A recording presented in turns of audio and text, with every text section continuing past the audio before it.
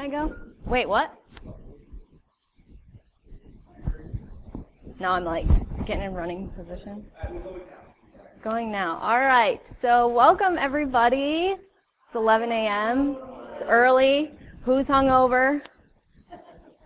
I swore I wasn't drinking last night and it didn't work out. So, yeah, I promised you guys a little bit of blood if you saw on Twitter. So there's blood. There's a lot of pictures in this too, so you might want to move forward if you want to see them. They're pretty cool. But anyway, so my name is Kendra Cooley. Name of my talk is We Don't Always Go Lights and Sirens. So, yeah, we're going to get started. No, we're not. Oh. You got to turn it on. Damn it. Technology is really hard. All right. So again, I'm Kendra Cooley on Twitter, forensics, like forensics, Kendra.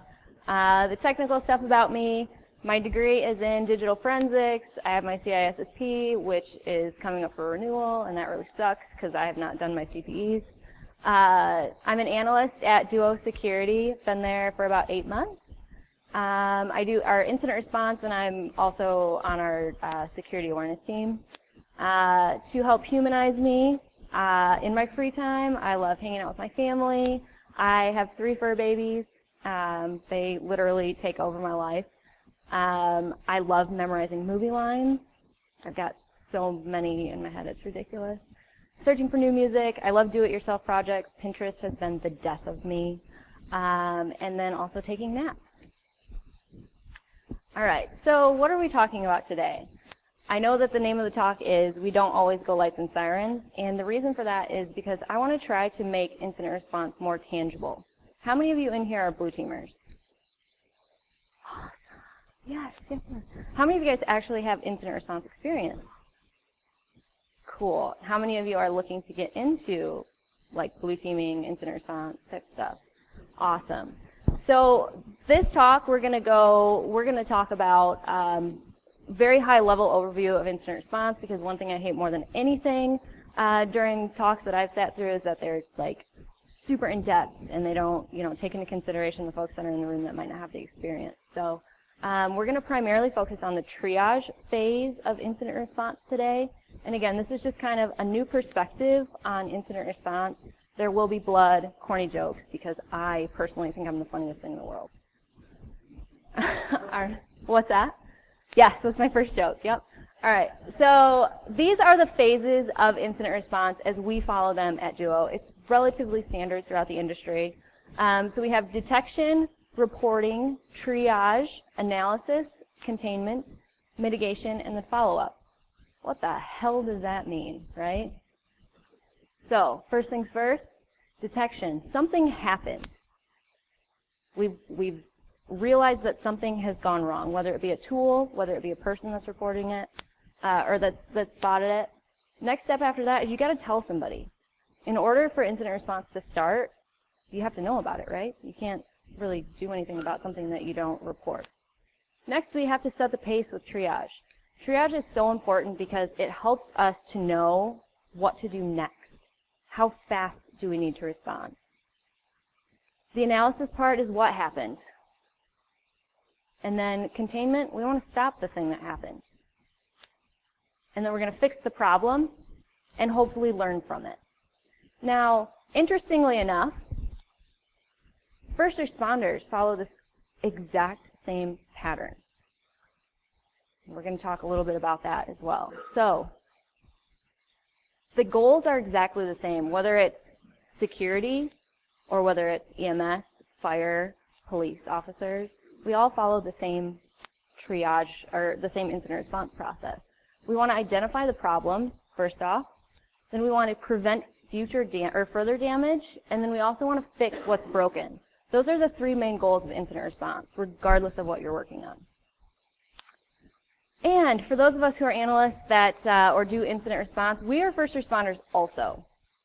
We are the ones not necessarily running towards a fire or running towards an emergency when something bad happens, but we're still sitting on the front lines and we're responding to the bad thing that happened. Because the last thing that we want is for our company to suffer a breach, right? No 2 incidents are the same. Does that surprise anybody? No two incidents are the same. We all know that, right? But we kind of treat them the same. We see a phishing incident, pretty much triage it the exact same. It's probably like your lower level analysts that are handling that. So what about our first responders? When they get a call for, let's say, a car accident, do you think that they always respond the same way? They absolutely do not. And we're going to go over some different examples of that. So again, with incident response, the one thing that I want you guys to take from this is that we have to stop relying on the category. It's not about the fact that it's a phish or malware. Yes, that helps with the initial triage process, but we need to get a little bit further in depth during that initial triage phase in order to understand how quickly we need to actually respond. Now, triage is critical because it needs to focus more on severity. It's very, very important that we understand what the impact is functionally and also to our data. If business systems are down, if people are not able to work, obviously that's going to be a very, very high priority incident. If data has been leaked, customer data has been leaked, if proprietary information has been leaked, that's a huge impact to a company. The other part that's really critical about triage is assigning resources. I can't even tell you how many times I have personally seen incident response done so poorly, because how many of you guys have ever watched like a Pee-wee soccer game? Anybody? All the kids are chasing the ball like a swarm of bees. That's kind of what incident response ends up being like if we don't have structure and we don't have organization. It's like that new shiny thing that everybody wants to get their hands on. There's a potential problem, so everyone's going to rush to the scene and everyone's going to try and help. But what ends up happening is we miss steps, lack of communication, so there's a lot of downfall and risk to an organization that doesn't have structure to their IR process. All right, so category really only tells us so much. When an incident is reported, let's say somebody submits a phish, they say, hey, this looks fishy. Cool. Yes, I agree, this does look fishy, but I need a little bit more information. And detection and reporting is really, really, really important when it comes to being able to properly triage an incident. And again, like I said, we're trying to avoid that too many hands in the pot scenario and then gain structure and organization to our IR process. All right. So triage sets the pace. This is the point in time where we are making that initial assessment about whether or not this is a high, medium, or low priority incident. Does everybody know the difference between those? Okay, so we're going to talk about it. All right, and it all starts with detection. And there's multiple ways that incidents are detected. We have tools. So like if you work from a SIM or something like that, that could alert you or detect something. Our IDS, we have so many tools in the world that we can use for our blue teaming exercises.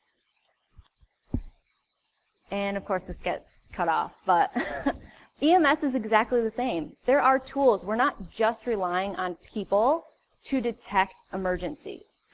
Life Alert, for instance, that little thing that, maybe some of our parents might have.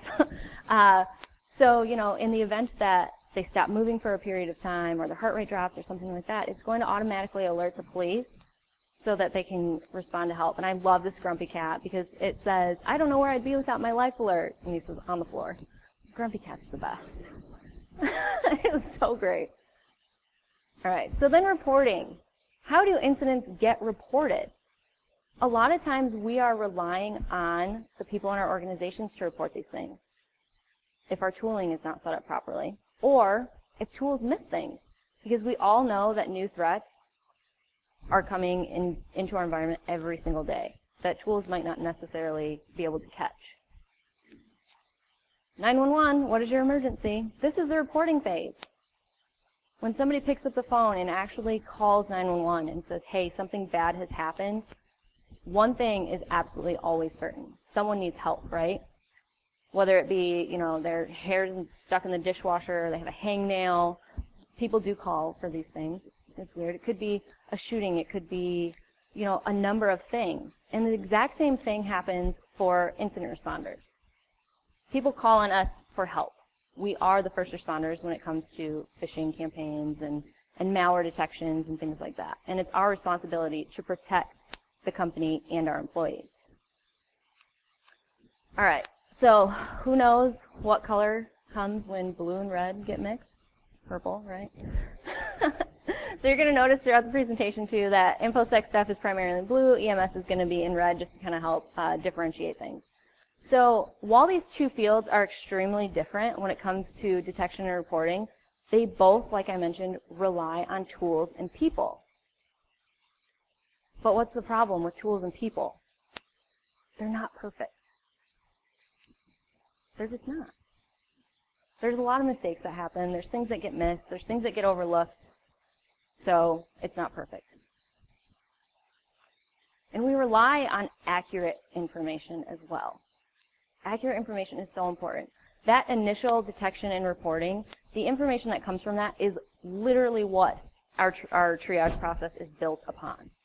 If we don't have accurate information, it's impossible to make that initial assessment to tell us whether it's high, medium, or low. All right, and the most critical phase of all, triage. And we're going to get a little bit deeper into this. All right, so consider the following, like Bill Nye the Science Guy. Everybody familiar with him?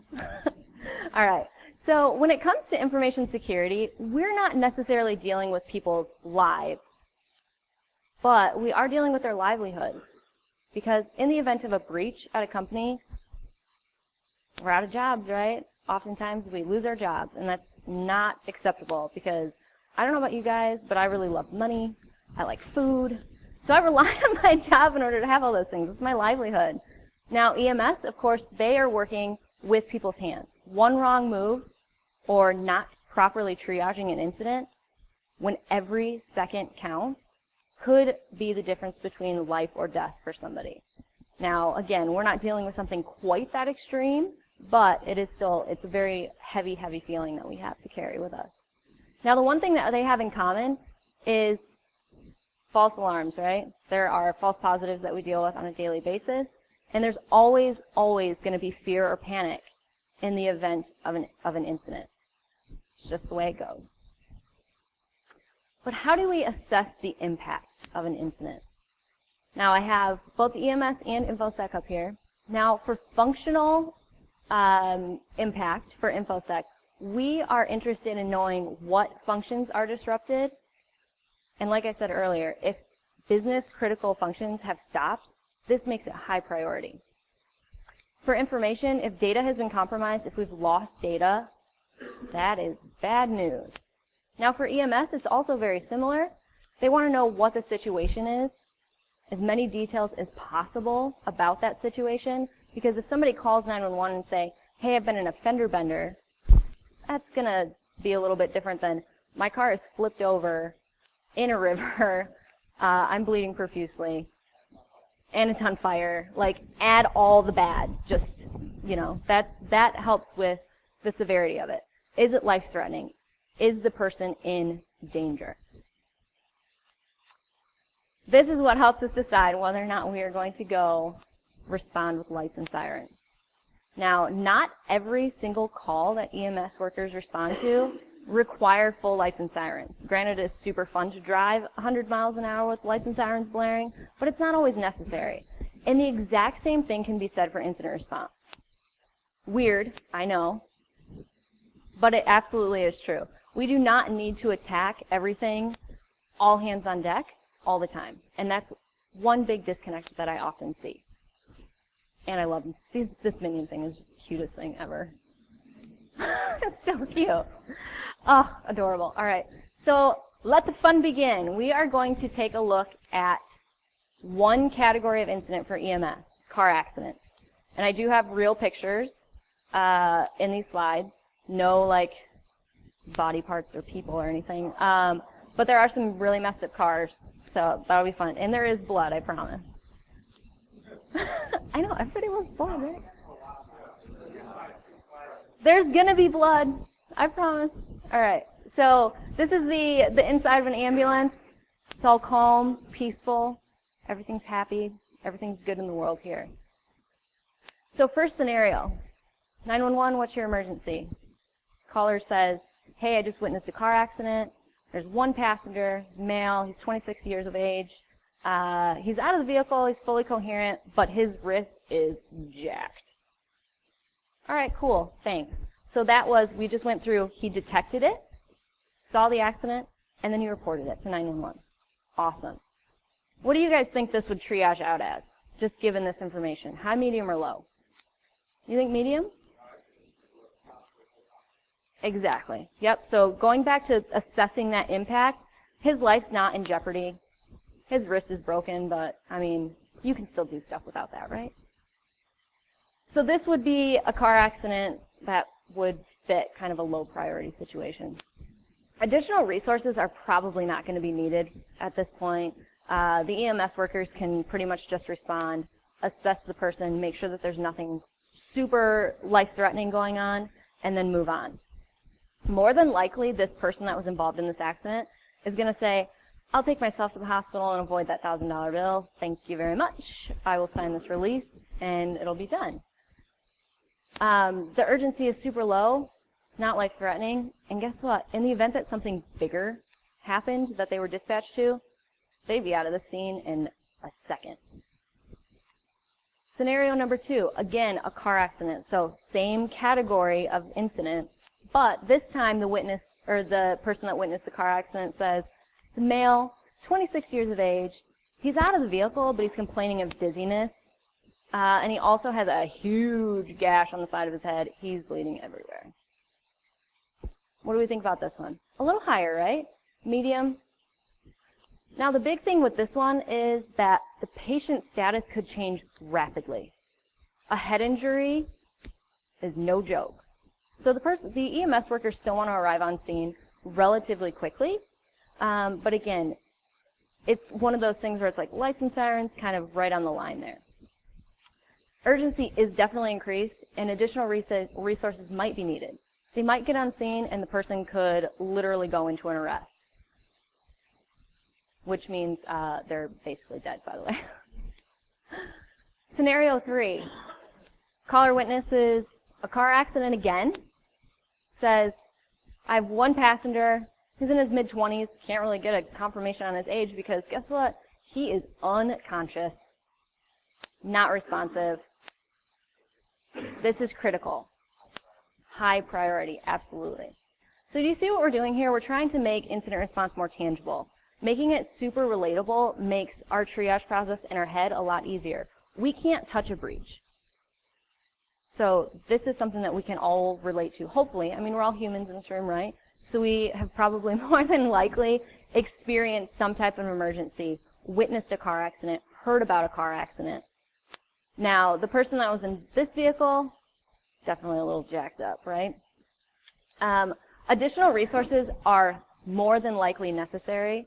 In this case, this person was likely airlifted to a hospital. This is super critical. Every second counts. We need to get this person to the hospital immediately, and air rescue is probably going to be our best bet.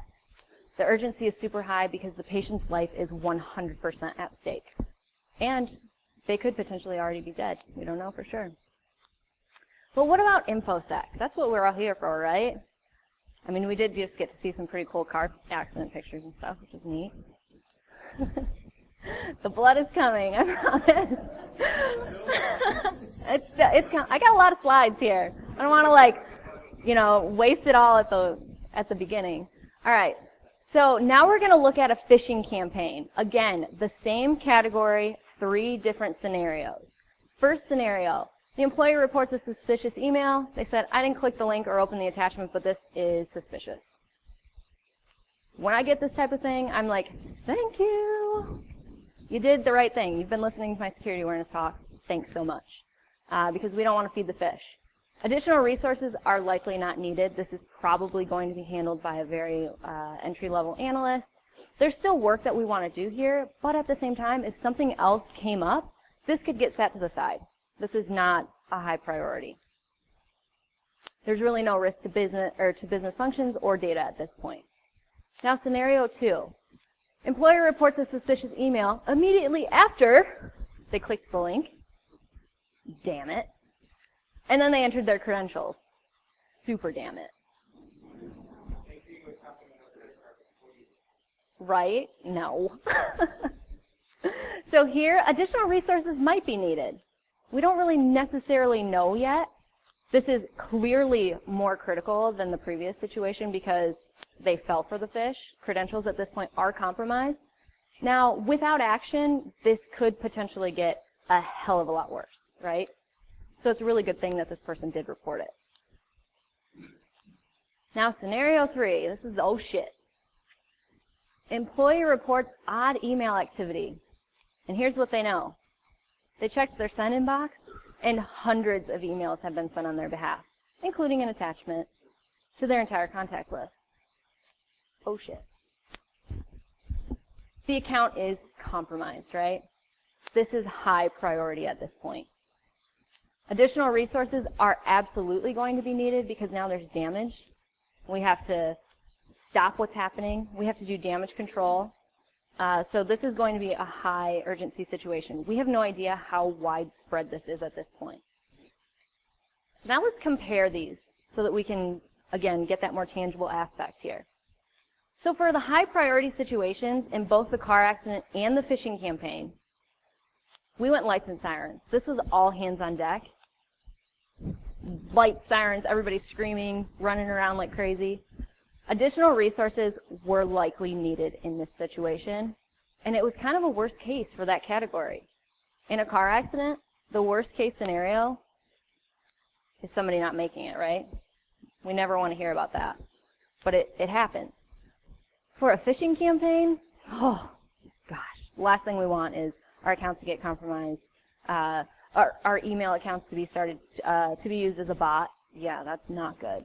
Now for medium priority, lights and sirens, you know, we want to work this at a hurried pace, but it's not necessarily as high of a priority. Now, the big difference here with the medium priority is things can still get worse. That really sucks. Additional resources might be needed, but we'll kind of put them on the back burner.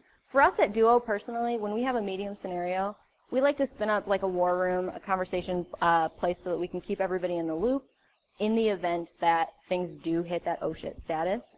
But again, they're kind of just more on standby. For low priorities, additional resources are not needed. It's very unlikely that it's going to cause further damage, and something else could take priority over this. All right, so why does this matter? Again, like I said, I'm trying to make incident response more tangible. It's very difficult, especially for a new analyst or somebody that's starting out in incident response, to always grasp the gravity and the reality of a situation that's happening because it's not something that you can actually touch. We can all relate back to emergencies and see that even though all of those were car accident situations, small tweaks increased our priority level just a little bit. Same with our phishing scenario. Blood.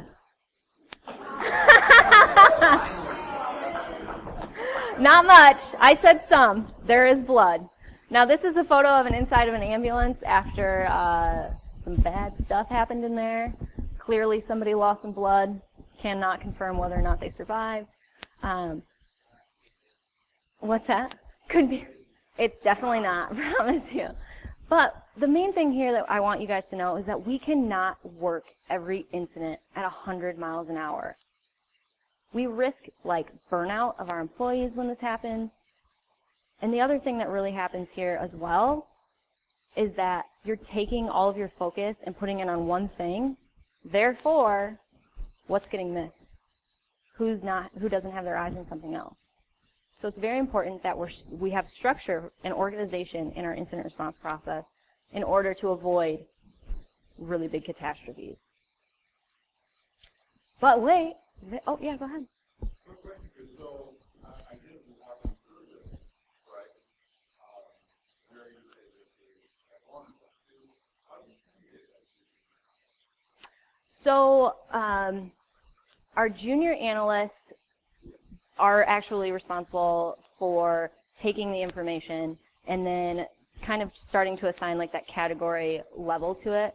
Depending on what information is available, that's when it's passed on to our upper level analysts. Triage primarily falls on upper level analysts. The main reason for this, and also this is backwards in a lot of companies, triage is something that we want to have people who have a lot of experience dealing with events, because if you have a lot more experience and knowledge as far as like the severity and possibilities with an incident, that's going to help you to be able to assign that low, medium, and high priority, because it's not always obvious whether or not something is high, medium, or low. And if you have a junior analyst, it's more likely that they're going to focus more on the category of the incident rather than the severity, because they don't understand fully the functional or data impact. Does that answer your question? Yep.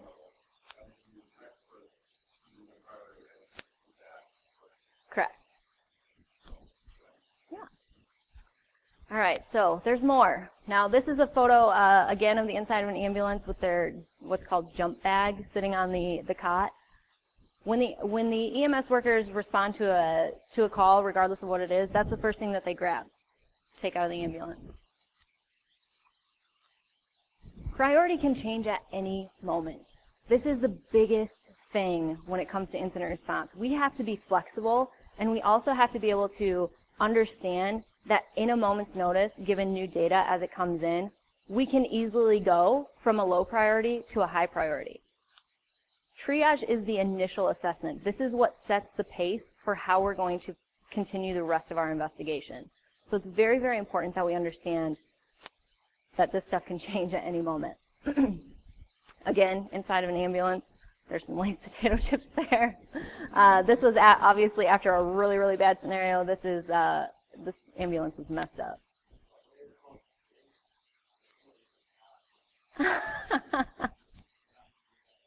I do remember that, but I don't even really see any blood in here. So, all right. So structure and organization. We've focused primarily today on detection, reporting, and triage, but there's more steps after that. There's the analysis, containment, mitigation, and follow-up periods that still have to happen. Now, the triage part did set the pace for how we were going to attack the rest of this. Like I said, a low priority incident could get set on the back burner, worked whenever you have time.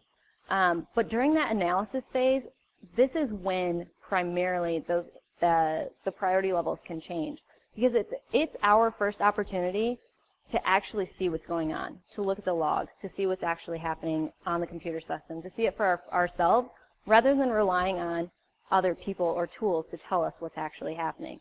The exact same thing can be said for EMS workers. This is the first time that they actually arrive on scene and say, oh, this is bad.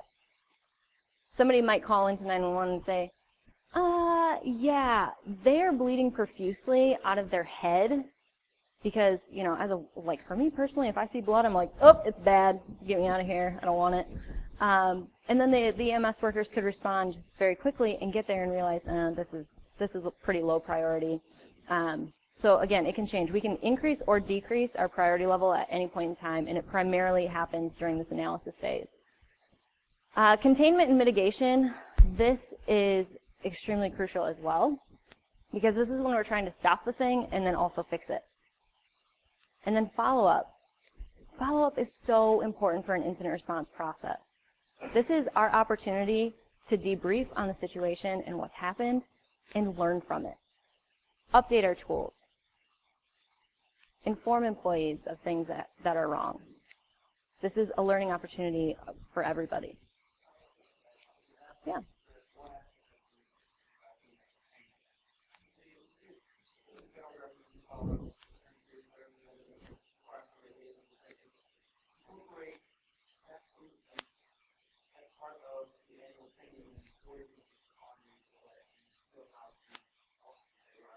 Yep. Yeah, absolutely. So for us at Duo, the follow-up period is where we provide feedback to our analysts. It's when we're providing feedback to our employees. One thing that we are very, very good about with Duo and our CorpSec team is we're super transparent. When something happens, we want to make sure that our employees are as much in the loop as possible, so that they know what to look for in the future. We're very good about sending out communications saying, hey, this phishing email was just spotted. Here's what to do in the future. Make sure that you report it. So we're really good about making sure that we're maintaining and building our security culture, because you can't have a security company without a good security culture, right? All right, so how can we improve here? How many of you guys are manager or above level in here? All right, awesome. So you need to support your analysts. By support, I mean, yeah, provide them training, give them their resources that they need, but also this means trusting them. Trusting your analysts to make the right decision. Putting the people in the positions that have that additional level of knowledge so that they can properly assess the severity of a situation. It's very, very key. Having a strong incident response process that's well documented, easy to follow, it's organized, is also extremely important. And then making sure that you're putting more triage or more emphasis on triage, because again, that is what's setting the pace for the rest of how we respond to an incident. For our analysts in here, again, analysts, my incident responders, awesome. All right, trust your gut. What do we tell people about fishing? If it looks fishy, it probably is fishy, right? Trust your instincts. It's super, super important, especially for an analyst. Just because something has come in as a fish, they said they haven't clicked it, okay, we'll see about that. Like, we still need to do our investigation and keep going. Understand the information in front of you. Very important. Being able to take all of the data that you have and put it into that high, medium, or low category. And again, for both of these people, we need to be flexible. Incident response is a very fluid moving process. It's not necessarily linear.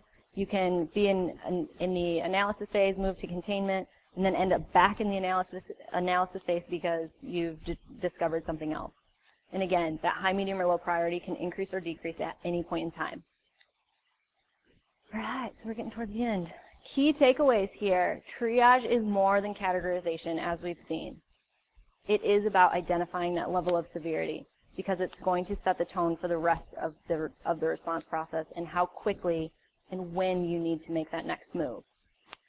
Treat each situation as unique incidents. This will naturally come when you're not just categorizing incidents in order to move through your flow. And not every incident requires lights and sirens. All right, so that's the end. Thank you. All right, and then just want to give a really big shout out and thank you to all of the first responders here in this room, also to our police, fire, and